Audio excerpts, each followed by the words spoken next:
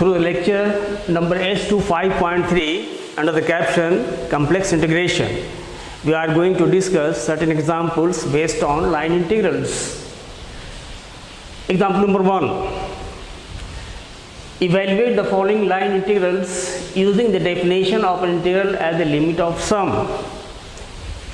Number 1, line integral L dz. Number 2, line integral L mod dz. Number 3, line integral L z dz. We are going to solve these problems using basic definition of integral as the limit of the sum. We have already derived a formula to evaluate the line integral as the limit of sum. Solution number 1. Where L is any rectifiable arc, this L. Where L is any rectifiable arc joining the point z equal to alpha and z equal to beta. Number 1. Let integral L fz dz equal to integral L dz. Obviously fz is 1 because we have supposed that integral L fz dz equal to integral L dz, so it means fz is 1 for all z. We have I equal to integral L fz dz is equal to limit n tending to infinity sigma zk minus 1 fxi k equal to 1 to n, where this xi k is a point on the arc joining the point zk minus 1 and zk as shown in this diagram, where xi k is a point on the arc joining zk minus 1 and zk as shown in the diagram.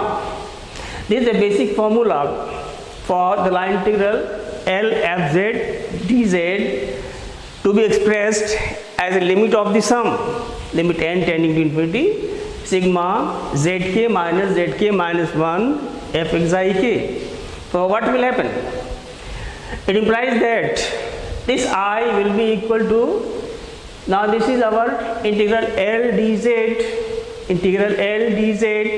that is equal to limit n tending to infinity sigma zk minus 1 into 1 because fz is 1.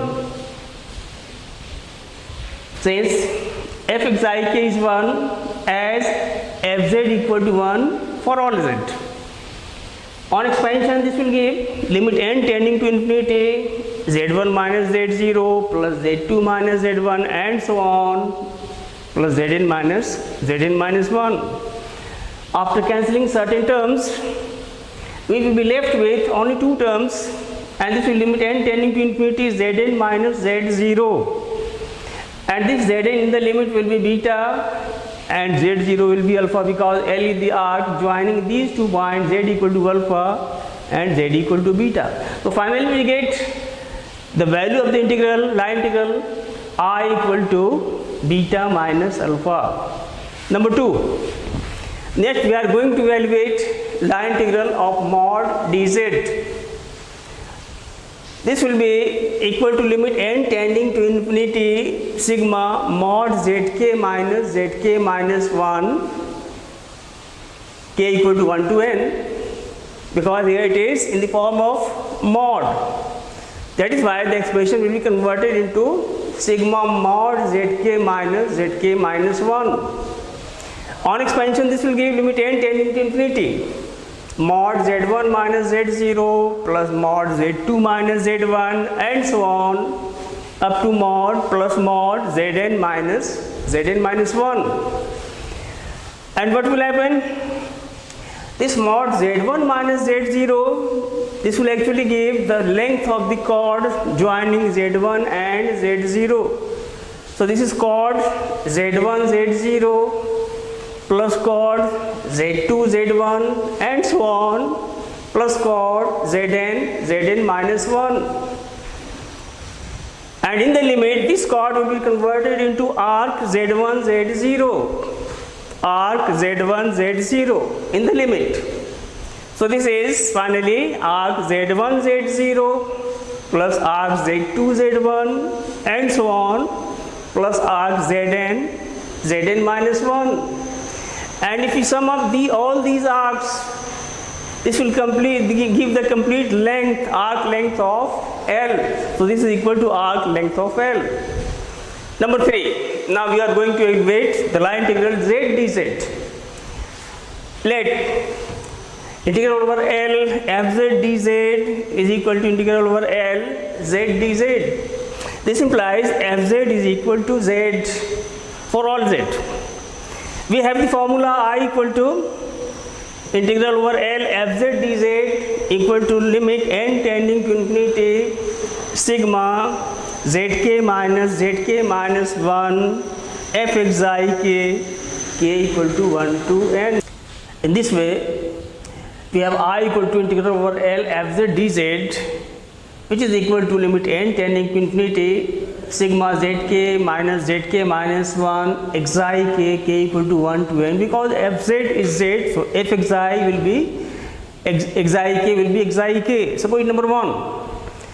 Now our main purpose is to find the value of I. Now how to calculate the value of this integral I? Since xi k is arbitrary, this is arbitrary point lying on the arc joining the point zk minus 1 and zk. So we shall set two values for xi k, because this xi k will take all the values lying in this subinterval zk minus 1 zk. So we set, since xi k is arbitrary, we set xi k equal to zk and xi k equal to zk minus 1 successively in 1.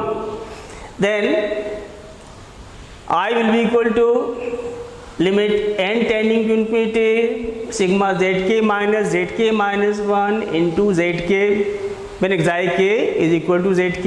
Number 2, and I will be equal to limit n tending to infinity sigma zk minus 1 into zk minus 1 if we take xi k equal to zk minus 1.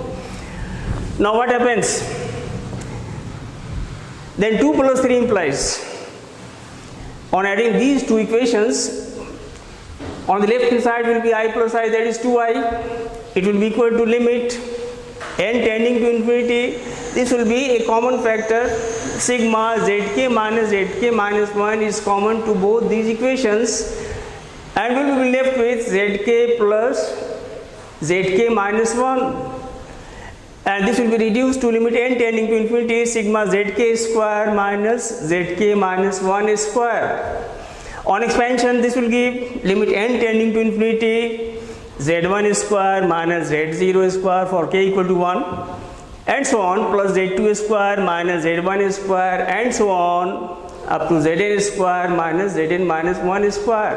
After cancelling plus and minus terms, we will be left with finally limit n tending to infinity zn square minus z0 square, and in the limit this will be beta, this will be alpha, so this will be beta square minus alpha square, that is 2I is equal to beta square minus alpha square. So the value of the integral I, that is the line integral L, will be equal to 1 by 2 beta square minus alpha square.